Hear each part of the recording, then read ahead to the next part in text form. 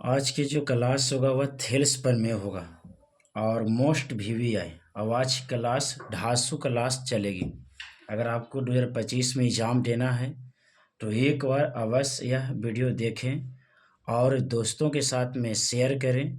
और इस चैनल पर आप लोग की स्वागत है, बहुत बहुत बधाई है कि आप लोग इस चैनल से जुड़े हैं। अगर अपना भविष्य उज्जवल करना है तो इस चैनल से जुड़े हुए रहिए और अधिक से अधिक सब्सक्राइब करिए, लाइक करिए और दोस्तों के साथ में शेयर करिए। और एक बात बोलने जा रहे हैं कि 2025 के चाहे पहला सीटिंग हो चाहे दूसरा सीटिंग हो, एकदम पूरा संभावना है कि आपका यह प्रश्न एग्जाम में देखने के लिए मिलेगा। और इतना आसान तरीका से समझाऊंगा कि आप कोई भी चैनल पर नहीं इतना आसान से सीखे होंगे। एकदम आज की क्लास 250 क्लास होगी। सबसे पहले थेल्स प्रमेय 5 अंक का आपका एग्जाम में आएगा। थेल्स प्रमेय होता है, यदि किसी त्रिभुज में एक भुजा के समांतर एक रेखा खींची जाए तो अन्य दो भुजा एक ही अनुपात में विभाजित होती है। प्रमेय आपको याद करके जाना होगा एग्जाम में। याद हो गया?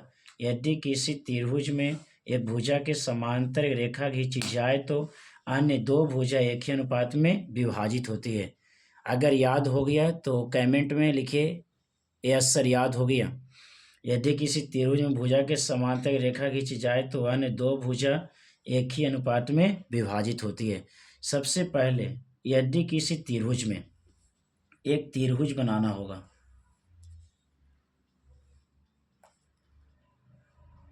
एक त्रिभुज बना लिए। इस त्रिभुज के नाम रखते हैं A B C.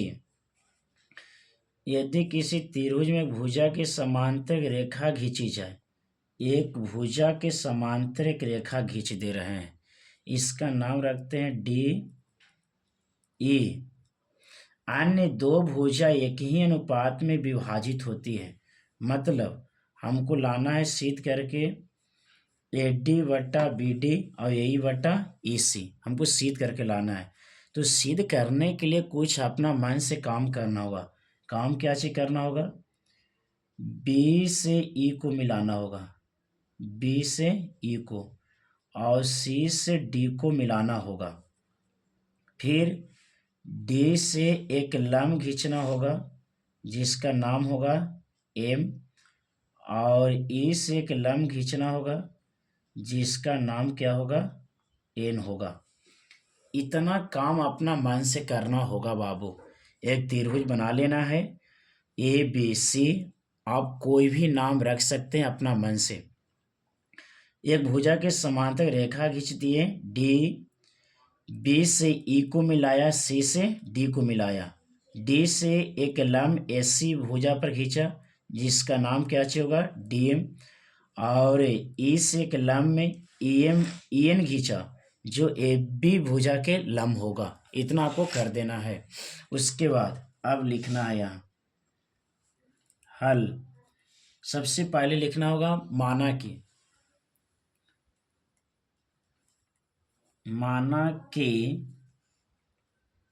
A B C एक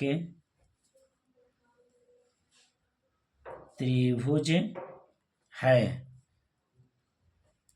जिसमें BC समांतर D है। बाबू इस समांतर का चिन्ह है, ये मत बोलना कि BC दो एक D है, सब नाच देगा बाबू एग्जाम में। बोलने के लिए कम से सीख जाओ। BC समांतर क्या होगा? D। दो एक मत बोलना बाबू, BC समांतर क्या होगा? D है। ये अपना मन से लिखे बाबू। माना कि ABC एक त्रिभुज है जिसमें BC समांतर डी है। अपना मन से कुछ ही लिखना है। ये तो आप फिगर में देख के लिखना है कि ABC एक त्रिभुज है और BC के समांतर कौन है? डी है। बस है। खाली एक चीज तुमको क्या चाहिए, हम बोल रहे हैं कि बाबू ये दो को एक मत बोलना, कहा कि तुम 10वां की एग्जाम देने वाला छात्र हो। इसको कोची बोलेगा? समांतर। जल्दी से कमेंट में लिखो, कोची बोलेगा? समांतर। उसके बाद बाबू रचना लिखना है, रचना। अब रचना में कुछ लिखना है जो तुमने सिद्ध करने के लिए काम किया है। बी से ई को मिलाया और सी से डी को मिलाया। लिखो, बी से ई को मिलाया और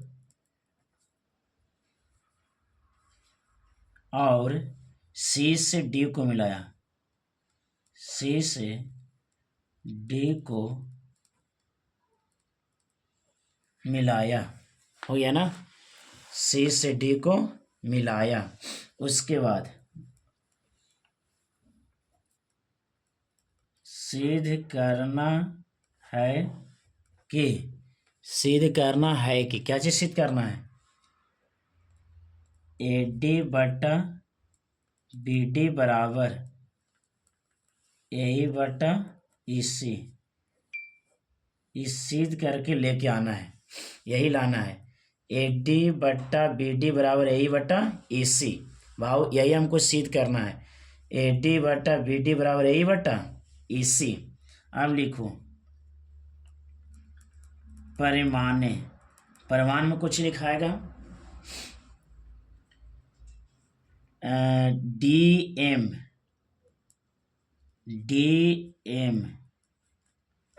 भुजा, डीएम भुजा किस पर लम है? एसी पर। डीएम भुजा एसी पर लम है और ई एन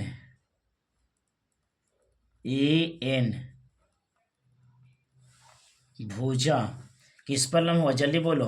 ए बी पर, ए बी पर लम है।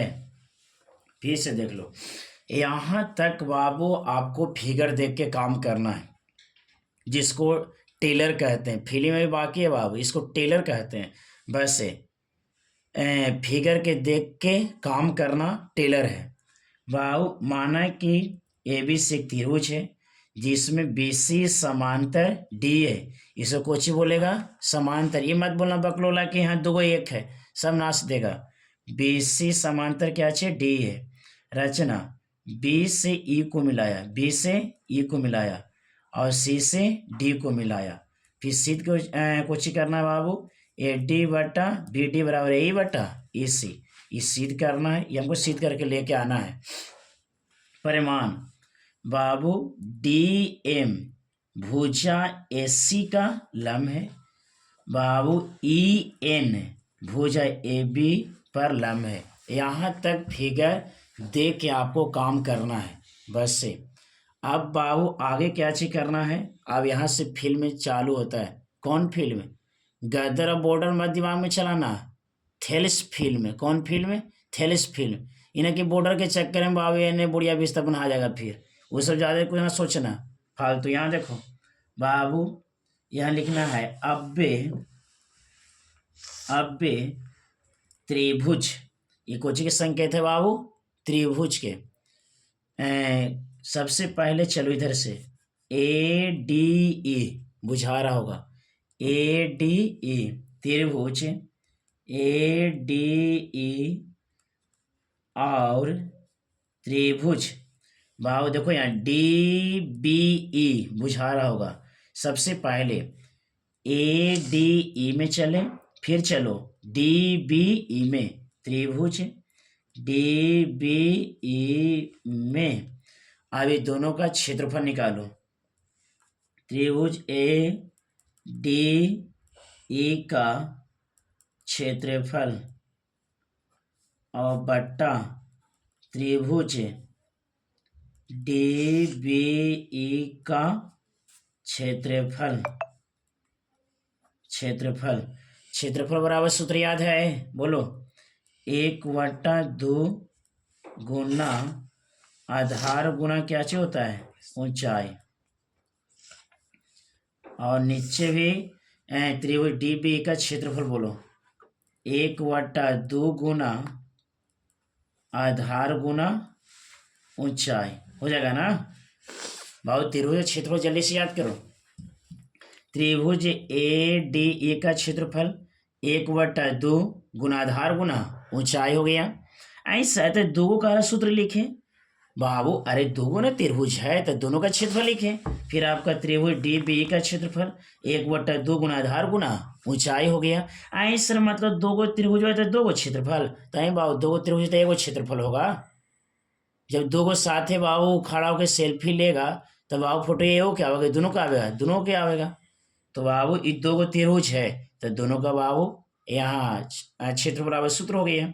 अब चलो 1/2 गुना, यहाँ बढ़िया से देखना आधार कौन होगा बाबू, ई एन।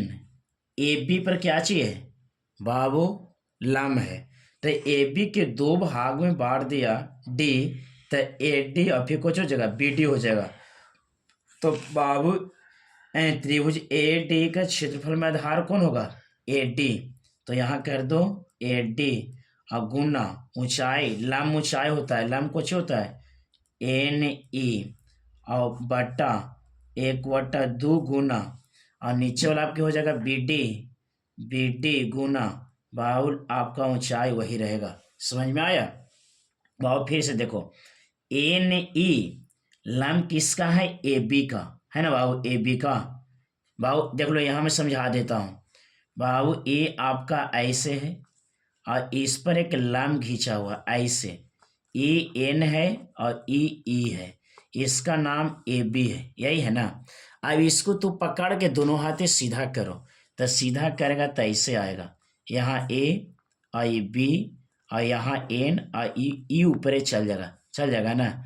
अब तू ही बतलाओ बाबू कि ए बी के लंब कौन होगा, एन ही होगा ना बाबू। ए बी के लंब एन ही, मतलब एन ही के आधार कौन होगा, ए बी होगा। ये पूरा ए बी कोची है, आधार है। और ये कह रहे हम दो भाग में बांट देंगे तो ये पूरा आधार है ना बाबू। तो दो आधार हो गया, ए डी आओ बी डी। और एक चीज आसान तरीका कोई सिखा रहे हैं कि जो सिद्ध करके लाना है, देख लो यहाँ जो सिद्ध करके लाना है वही आधार हो जाएगा बाबू। ऊपरे ए डी तो यहाँ ए डी ले लिए, नीचे बी डी तो नीचे बी डी ले लिए। ऐसा मतलब देख के कहा कर रहे हैं आप सिद्ध। अरे बाबू दिमाग लगा रहे हैं ना। तो बाबू सेल्फिया लेता है तो फुलवा पकड़ता है ना पतवा कि बढ़िया आवेगा। तो बाबू बिना दिमाग ले कैसे सिद्ध होगा बोलो। 10वां में चल गया है तो अनवाड़ी में कहा पड़ता है बाबू कि कैसे कबूतर बोले हम बाबू। ई ए डी हो गया और ई आपका बी डी हो गया। अब सुनो ई से ई कैंसिल, एन ई से एन ई कैंसिल, क्या बच गया ए डी बटा बी डी। ये मान लो समीकरण पहला। इतना समझ में आया। अब चलो इधर से लिखो फिर त्रिभुज एन से चलो, कहा कि एन से तो ए डी बटा बी डी आ ही गया। अब एन से चलेगा तो ए बटा ई सी आ जाएगा। आई सर इधर से चले तो ये आ गया, अब इधर से चले हाँ बाबू आ जाएगा, तो सिद्ध हो जाएगा। कौन कहता है कि थेल्स पर में बहुत भारी है, खाली लेकिन सुन के बाबू इसको एग्जाम में छोड़ देता है कि बहुत भारी है। लेकिन ये बाबू एकदम लाजवाब है बाबू। आज की क्लास एकदम ढासू क्लास होगा, समझे। अब पूरा दिमाग में घुसेगा। हम कॉपी पर ना लिखाते हैं, हम कॉपी पर लिखते हैं तो बच्चा दिमाग में लिखता है, समझे बाबू। अब इधर चलो त्रिभुज ए ई डी, त्रिभुज ए ई डी और त्रिभुज ई सी डी, बुझा रहा होगा बाबू, ई सी डी, त्रिभुज ई सी डी में आए सर। अब इसका भी कहा क्षेत्रफल निकालेगा, हाँ बाबू निकालो। त्रिभुज ए ई डी का क्षेत्रफल और बट्टा त्रिभुज ई सी डी का क्षेत्रफल। अब यहाँ भी लगाओ सूत्र बाबू, 1/2 गुना आधार गुना क्या चाहिए होगा, ऊंचाई हो जाएगा ना, ऊंचाई। यहाँ भी 1/2 गुना आधार गुना क्या चाहिए होगा, ऊंचाई होगा ना। देखो बढ़िया से, कहा कि यहाँ त्रिभुज दो गो है तो इसका ही क्षेत्रफल हो गया और इसका ही क्षेत्रफल हो गया। तो त्रिभुज ए ई डी का क्षेत्रफल 1/2 गुना आधार गुना ऊंचाई, त्रिभुज ई सी डी का क्षेत्रफल 1/2 गुना आधार गुना ऊंचाई। अब बाबू इसमें हो जाएगा 1/2 अब देखो यहाँ ई ए सी बाबू कोची है, आधार है। किसका आधार है? डीएम का आधार है। अब ऐसी करो बाबू इसको भी। और एक चीज़ आसान क्या सिखाते हैं कि जो सिद्ध करने के लिए है ना बाबू, वही आधार ले लेना, समझिए, ये आसान तरीका है। तो क्या हो जाएगा? ए ऊपरे ए होगा ना, काहे कि ए सी पूरा आधार है, और आधारे के अगर दो भाग में हम बांट देंगे तो वो आधारे ना होगा बाबू। तो ए ई और गुना ऊंचाई क्या होगा? बोलो डीएम। डीएम मतलब जिला के बाबू, डिस्ट्रिक्ट में स्टेट मत समझना, ना तो बाबू सीखे ना हाल हो जाएगा फिर। इलाम है डीएम बाबू, इनके डीएम के नाम पर बाबू कलम कॉपी छोड़ के भाग जाना कि तो डीएम है बाबू। नीचे 1/2 गुना ये आपका क्या हो जाएगा? एसी। एसी गुना डीएम, ई से ई कैंसिल, ई से ई कैंसिल, क्या हो गया? ए ई बटा ई सी। ये समीकरण दूसरा। समझ में आया?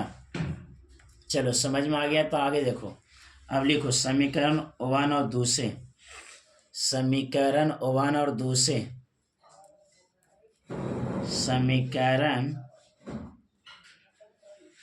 1 और 2 से, समीकरण 1 और 2 से। चलो समीकरण 1 में त्रिभुज क्या है? त्रिभुज,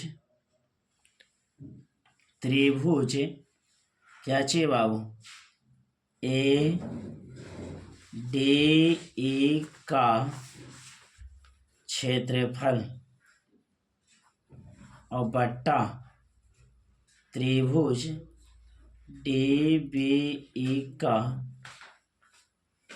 क्षेत्रफल बराबर क्या चाहिए हो जाएगा? त्रिभुज ए ई डी का क्षेत्रफल और बटा क्या चाहिए हो जाएगा? त्रिभुज ए सी डी का क्षेत्रफल हो जाएगा ना बाबू। इस समीकरण 1 के ई बाबू आपका त्रिभुज है। ई बराबर के इधर लिखते भी आ सकता है, लेकिन समय अधिक लगेगा बाबू, एक बार लिखे छोड़ देना। तो बाबू पहला समीकरण के त्रिभुज ये हो गया और दूसरा का के ये हो गया। अब थोड़ा सा यहाँ पर एगो पॉइंट लिखना है। एगो पॉइंट क्या चीज लिखना है कि बाबू यहाँ तो ऊपरे त्रिभुज बराबर है A D E, A D E ऐसे बराबर कहाँ है? यहाँ बीचवा में डी है तो यहाँ बीचवा में ई है। अरे बाबू आगे पीछे हो सकता है, ए डी ई तो ए डी ई है ना।